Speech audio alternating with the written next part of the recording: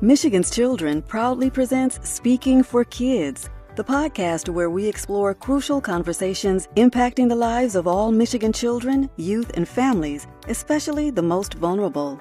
Join us each month as we explore public policies and issues in the best interest of our kids and families. We'll bring you lawmakers and policymakers, advocates fighting for change, and the people most affected by those decisions.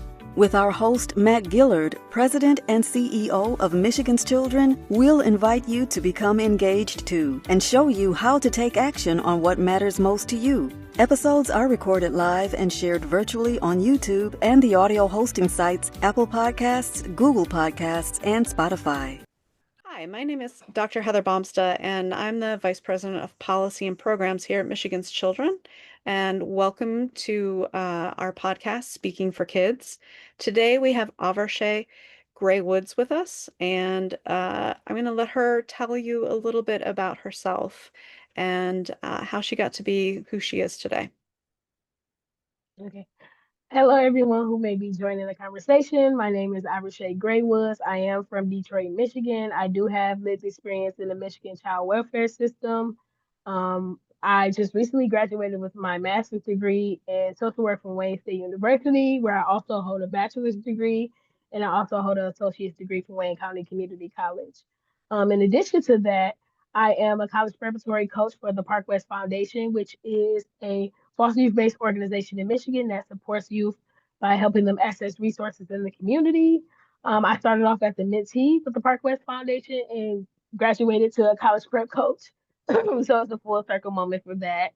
And then in addition to that, I also have experience being a part of the Michigan Youth Opportunities Initiative, known as MYOY. I was previously a delegate with the National Foster Youth Institute, and this summer I just did an internship with Senator Elissa Slotkin's office on the United States Capitol as a foster youth intern. And how I got to this point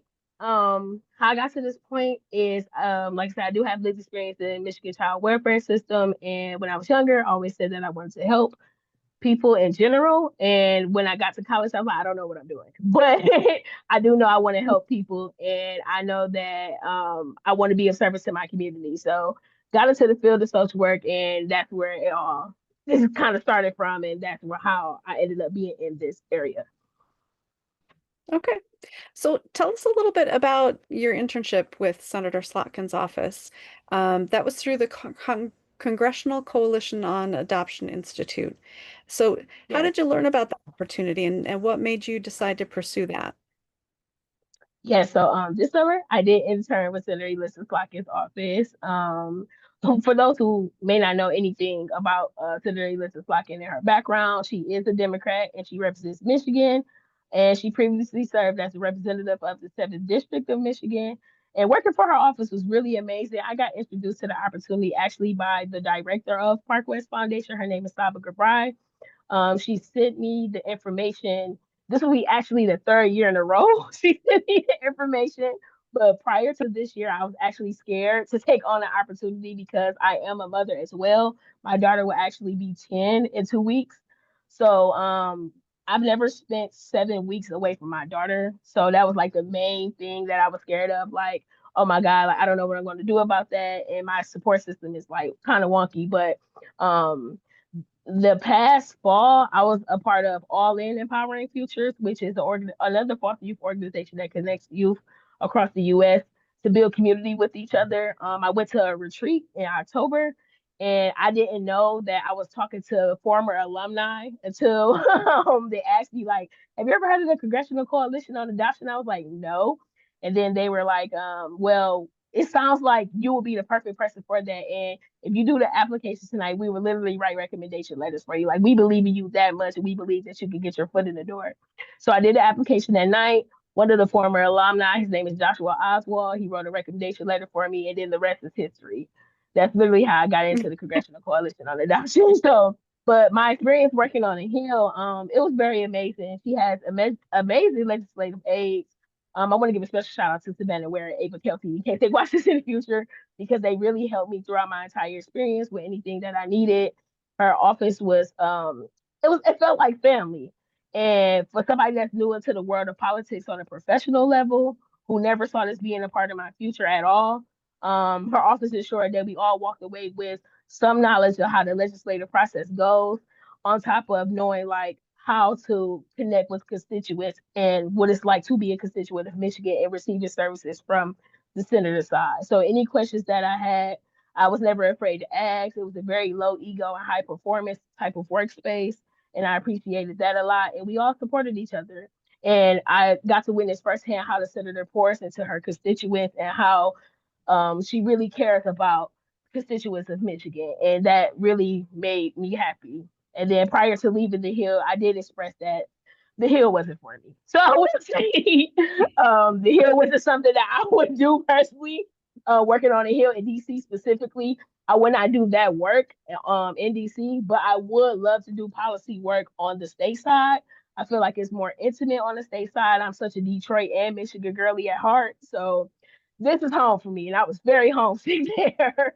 And I know this is a long-winded answer, but in the state, I just feel like there's so many things that I want to continue to be a part of, and so many things that I'm interested in that just DC doesn't give me that same feel. So I would love to do that specific role, just more on the state side, and I feel like it would be more of my speed.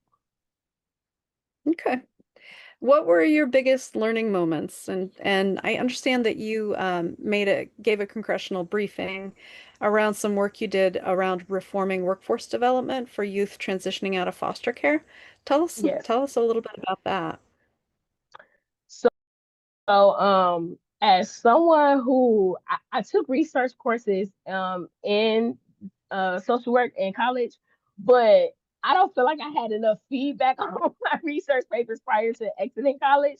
So when this opportunity came about, I was nervous about it because the application process for CCAI, it kind of is a lot.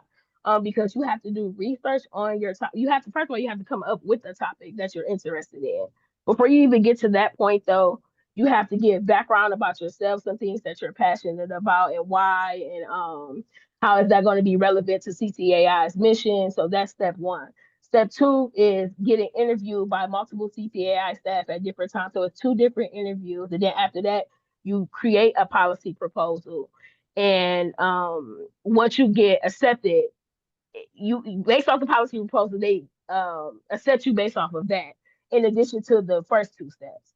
So you get through all three steps of that. Once you get accepted, you have to continue to work on the policy proposal, which end up being like 10 pages, but at the end, you have to condense it down to 2 pages. So that was like the hardest part for me, trying to condense everything that you did research on into 2 pages. That's one. And then it takes a lot of research and looking into pre-existing legislation, because that's another thing. Like, so much pre-existing legislation already out there, and you have to also look into, for me specifically, I had to look into pre-existing funding because my proposal, one of my proposals was to extend foster care to the age of 25. And I had to see like what programs already existed, um, what type of funding already exists for youth with lived experiences. So looking into pre-existing funding, pre-existing legislation, and preparing all of that, making sure that you're writing correctly at APA 7. That was a struggle for me because, again, I didn't get a lot of feedback in college about my research papers. So this is just a whole new world to research. It was kind of difficult, but it was so worthwhile. And it taught me a lot about what already exists, what funding already exists. It taught me different things about appropriations. It, it helped me with emotional regulation even more, because Mm-hmm. you're talking about things that triggered you in your lived experiences. And when you're talking about that, it's easy to write about it, but then when you're talking about it, it's a whole nother construct. So it can bring about different emotions. So it taught me like how to regulate those emotions and still get the point across. And another hard thing for me also was like making my story stand out, because I am talking about such a common topic, which is workforce development. Um, and it's just so many issues under workforce development that are also affected, like housing access, healthcare, um, overall quality of life, job security. So it's just all these, workforce development is just the umbrella. And then there's so many subjects underneath that. So trying to make mine stand out is such a broad topic that people have already talked about in the past. What makes my approach on this topic more unique? So it taught me a lot. It's such a long-winded answer, but this was a lot, but it was so rewarding, and I'm just so thankful that I even had the opportunity to get the space to do this. We also have a couple of pictures. Stephen, if you want to go ahead and show some of those, do you want to walk us through a couple of these pictures, tell us some of the stories behind them?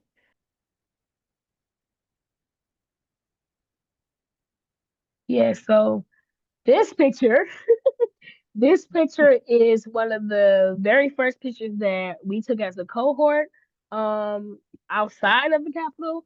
So myself and 9 other foster youth interns were picked from all different states across the US, and we all have different policy focuses. So when you do access the link for anybody that's watching this, we do access the link. There are also 9 other reports outside of my own that I would ask you to pay attention to, because they're talking about things like suicidal ideation, expungement for youth records. Because one of the foster youth interns in this photo, actually, he had a case started at the age of 12 that affected his overall quality of life. So um reunification, it's a lot of different topics in this, but yeah, so this is me and the 9 other foster youth interns with the Congressional Coalition on Adoption.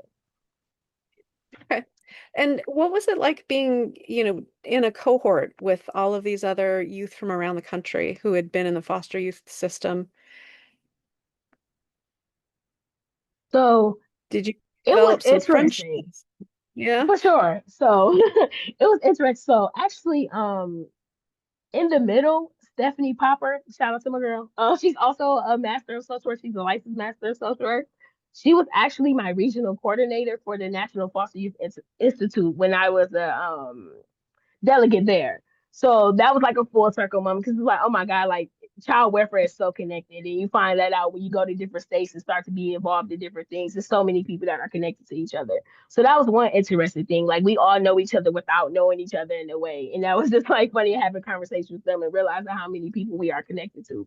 So that was one. Hmm. Two, there were so many powerful policy recommendations. It literally blew me away, and it was also sad too, because we all been through a lot of trauma, and we chose to take that trauma though and create reform. So I was so proud to see my peers turn their pain into purpose by creating these policy recommendations, and be able to face their fears and vocalize them was just so amazing to see in person. And I definitely developed a few friendships out of this cohort, and we all support each other. We're all there for one another. We're all there to change the lives of foster care one day at a time. So it was great to work with them, and it was so many different personalities. You could see like who was more introverted, who was more extroverted, and different things like that. But it was an interesting 7 weeks, and it was fun. And a good, interesting in a good way. But yeah, I loved it. Good. All right. What about the next picture, Stephen? This was outside of the Supreme Court. So this was such a fun experience, because I didn't even know they had a basketball court above the Supreme Court. That was just something so random to me. But we did a VIP private tour of the Supreme Court. That was a nice experience. And it was just one of our many activities that the Congressional Coalition on Adoption made sure that we got to experience during our time in DC. Amazing. All right. Next one.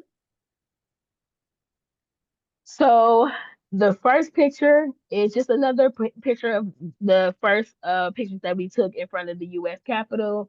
It was just so funny, because every time I see this blazer, I think about how I originally had a pink blazer, but it came in the wrong color. But that's another conversation. But every time I see that, I laugh about that. But the middle picture is when we concluded our internship. We took a picture outside of the U.S. Capitol, so it just made me so proud, because I'm like, the first picture compared to the next one, and just how we grown, how we got more comfortable with each other. It was just so good, and yeah, that everybody felt like family. And then the third picture is during the congressional picnic at the White House. So that was my first time at the White House, and that experience was great. We were able to tour the White House later. That's not what that picture is for, but we were able to come back and do a VIP private tour of the White House, and that was cool. We've been in rooms that nobody else has ever been in, and we were able to connect with um, the first lady's legislative aid. That was very nice, and I was able to connect with her on the side too, doing more work for technologies and foster youth. So that's cool. And yeah, those are those pictures. That's amazing. So tell us a little bit, can you tell us a little bit about why workforce development is so close to your heart? And, I think for people who haven't been involved in the foster care system or haven't known somebody who's gone through that system, Mhm. can you tell us a little bit about, what are some of the issues and challenges confronting youth as they age out of that foster care system? Okay, so the reason why workforce development specifically is so near and dear to my heart is because before my case even closed in foster care, I told my guardian ad litem at the time that I did not want to be reunified with my parent. And that was ignored. It was never told in court. I never stepped foot in a courtroom for one. I never even stepped foot in the courtroom, and my case was open for 2 years. Didn't know I had rights. Didn't know anything along the lines of that. So when the case closed and we got reunified, which when I say we, I mean me and my brother because we were placed together. And I also had 5 other siblings in foster care as well. But we got reunified. Less than 2 years later, we were removed again. And this time, what ended up happening this time is, first of all, this removal was undocumented. Like, so nobody knew where we were going. They had us pick where we were going, actually, when we got removed. And we called around. It was just on a random day. We called around, and my brother's old foster parent, which is my younger brother, his foster parent had called and told them that we could go to her house. So we got moved over an hour away. We stayed on 8 Mile and Shayner area, and we got relocated to Hagerty. It's like an hour away from each other. So great distance. Right. And yeah, so in that experience, we got relocated to Haggerty and nobody heard from us for about 3 months. Literally nobody. Like nobody knew what was happening. Nobody knew what to do. My mom was like scared to take us back into her custody because she didn't know what was happening. So the director of Park West, again, Faber Gabriel, she had went out to the community to look for me, and she was like, Shay was the most reliable person. She was so active. What happened to her? She had different leads for when I graduated high school for me to get into different jobs and stuff like that. And she ended up finding out was like our removal was called a safety plan and removal, but it really just created a whole lot of unsafe and uncertain issues for all of us. And my mom ended up taking us back because again, this was undocumented. She ended up taking us back, but she was about to get arrested for my brother's absenteeism. So she just decided to take us back, and nobody ever got held accountable for that. Nobody ever got any reprimand or anything like that. Park West did a whole investigation just to find out we had a safety plan in place, and that created like I had to do work. I had to do credit recovery. I had to finish high school regular course. Well, I had to do credit recovery, and I lost custody of my daughter. Those issues led to like a lot of issues in literally trying to find a new job after high school, even my career interests and different things like that.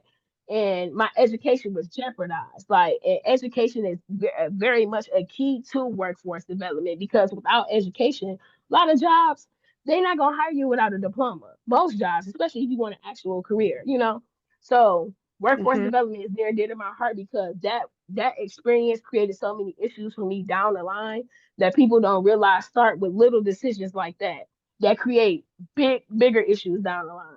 So for anybody that may not have experienced the foster care system, it affects not only those within it but society as a whole. So again, getting back into like education, budget and taxes, public safety and workforce development. And I feel like another subject that isn't common for me to hear people talking about socially is neighborhood stability and school integrity across communities. And the reason why I said neighborhood stability and school integrity, for lack of better words, is slept on as an area. I feel like kids constantly moving and frequently moving has a strain on the quality of social services within the schools and counseling, and most importantly, funding that is allocated to the schools and school district due to high turnover rates. So another reason why I said that too is the environment in itself overall declines due to that. Another reason why people who have not experienced foster care in general should care about this issue is because young people who do not have stable support are more likely to enter juvenile detention centers or adult facilities even. With more children placed into these programs, that means more funding and community costs, and that affects overall community safety. And more times than not, youth prefer not to even be in these facilities and places anyway, due to the flaws in what is called reform, and it's not really reform. And then another reason why people who have not experienced the foster care system should really care about the system in general is because more things to consider would be like labor force and economy. Like I said, more times than not, youth age out and they have unstable employment or they go through situations like I did where my education set me back from accessing a lot of different resources in the community.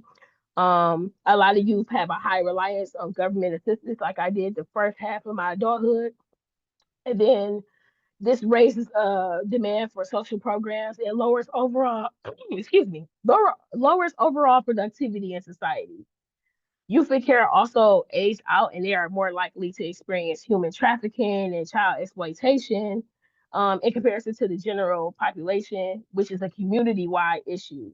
And foster care itself is just not an isolated problem. Moral of the story is it affects the economy as a whole, and reforming the system helps improve communities and it helps make them more equal and stronger overall. So I just say those are few of many, many, many, many examples of why people who have never experienced care should care about this specific community.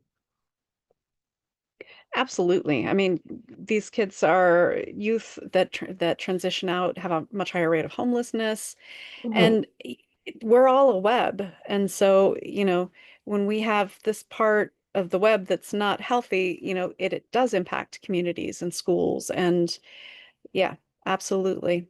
And Saba Garai, just a shout out to Saba. She is an amazing mentor, Shout out and to works Saba, with the yes. Permanency Foundation. Yes, absolutely. She is a force and such an advocate for youth in foster care uh, and youth in general. So she's just done some amazing things. So tell us a little bit more. Are there reforms around workforce development for foster youth that you're going to continue to push? Are there things that our audience might be able to do to support some of those reforms? Yes, so during my research, creating my policy report, I ran across two different ones. So one is called the crossover youth practice model. I didn't know that that was something already being implemented in 23 states, and I know that Michigan is not one of them because I never heard of that a day in my life until I started doing research. But the youth crossover practice model is a model that centers youth into their permanency planning before they even age out of the foster care system. So it puts their hobbies, their interests first, their current situation. It keeps them involved in every step of the way. And if you can remember me saying, like, going back to my situation, like, I didn't even know I had a guardian ad litem. I didn't know legally I was supposed to have one. I never stepped foot in a courtroom to represent myself. I feel like nothing that I ever did tell the guardian ad litem was represented in court or anything along the line. So if I had a voice or a say so, which I did, but it was not taken seriously. But if I had that involvement in general during the entire process before we even got out of care, I feel like my experience would have been way different and I could have avoided a lot of the trauma that I went through in the future, who nobody saw that coming. So that's one model. So another model that I ran across during my research with the Annie Casey Foundation, and pretty much it centers youth in solutions and not systems. So it connects the child welfare systems with external agencies like schools, like organizations like Park West Foundation that are already doing the work in the community that prioritizes youth being involved in all of the things that pertains to that youth and gives them options that are not rooted in systems like the juvenile justice system or congregate care facilities, for example, where stuff like education is looked at as optional. They give them actual involvement in community oriented things that help build them a community outside of the child welfare system and outside of other organizations that are placed as like a systemic model. It's more so like community oriented. So it gives them family outside of the system pretty much. And it helps with their overall development and security after they transition out of care. Yeah, having a support system is a huge benefit to any youth, right? But especially those who Yes, might be coming out of the foster care system, right? So yes. what are next on some of these, what's next on some of these proposals? Are there ways that people can support them or push for them Yes, to so come to? I would definitely recommend anyone who is joining the call to review my policy report that has been published. It's been published in June of 2025. But on the proposals, what's next is just going in the community and voicing these proposals to local legislation and continuing to do so on the DC side. I definitely had the opportunity through CCAI before I left to propose these issues to the executive branch of the government. So it was nice sitting with the First Lady's office and just really talking about these issues and how the appropriations that they set aside for years, like invest into these facilities that are keeping you stagnant, and just asking them to amend Title 4E, for example, to include holistic care, to include different hobbies and activities that center you first and that aren't rooted in systems. So that's one way. So continuing to go to policymakers in the community. And then just informing people that things are even happening, because a lot of times a lot of people don't know. It's not that they don't want to help or anything like that. It's just they aren't educated that this is even happening. So one example of that is I also am the president of Empowering Foster Youth Through Technology, which is a foster youth based organization through Park Foundation. And before I became the president of that, the reason why we even came together and formed FY Tech is because we realized that a lot of us had traumas about things we didn't even know existed. For example, in Michigan, we didn't know education was looked at as optional this entire time for youth and congregate care facilities until we had people in our team that said, hey, yeah, like we had diverse populations in the congregate care facility. So y'all could be in a classroom with a 5-year-old and it's 13-year-olds and 15-year-olds and this, that, and the third. And these are being funded by the federal government. And policy, it literally says vocational school, and they don't have to have credits or anything like that.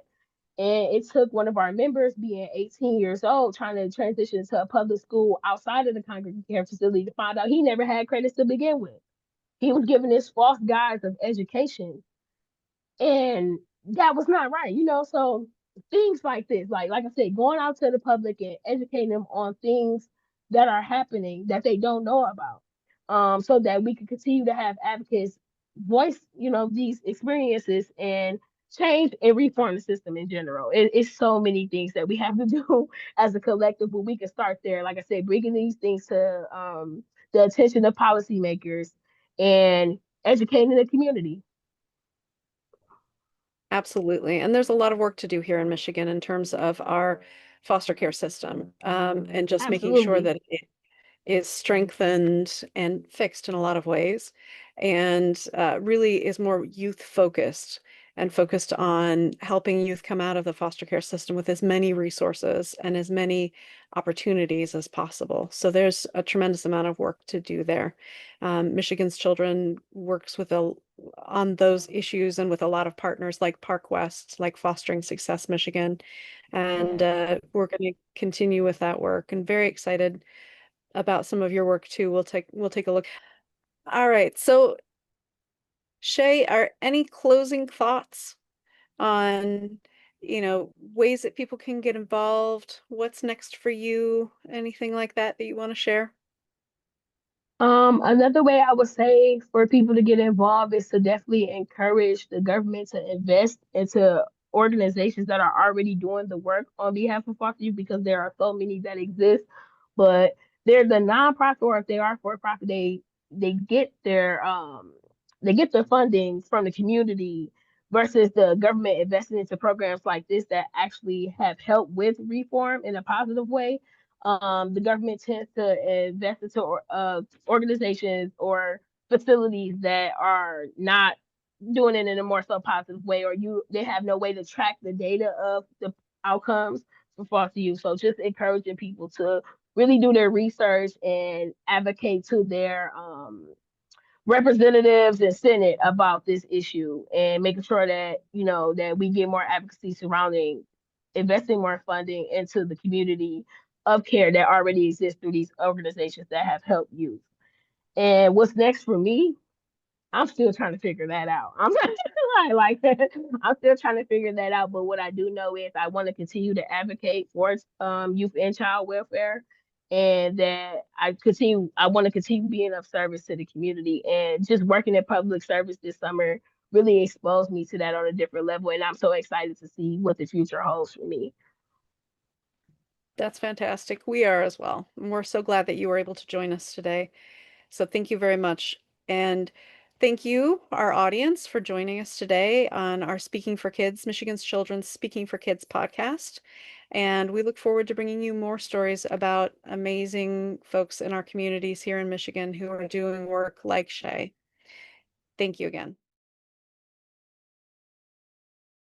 You've been listening to Speaking for Kids, the podcast for Michigan's children. Thanks for joining us. To explore these and other issues relevant to our state's children, youth, and families, and to build your advocacy muscle, go to our website at www.michiganschildren.org. You'll find links and news about past and future podcast topics under our Resource tab and action alerts under the Take Action tab. Find and like us on Facebook and Twitter. And Stephen Wallace produced this podcast. Contact them with your questions and ideas for other topics. Michigan's Children is a nonprofit advocacy organization, an independent voice working to reduce disparities in child outcomes from cradle to career through policy change.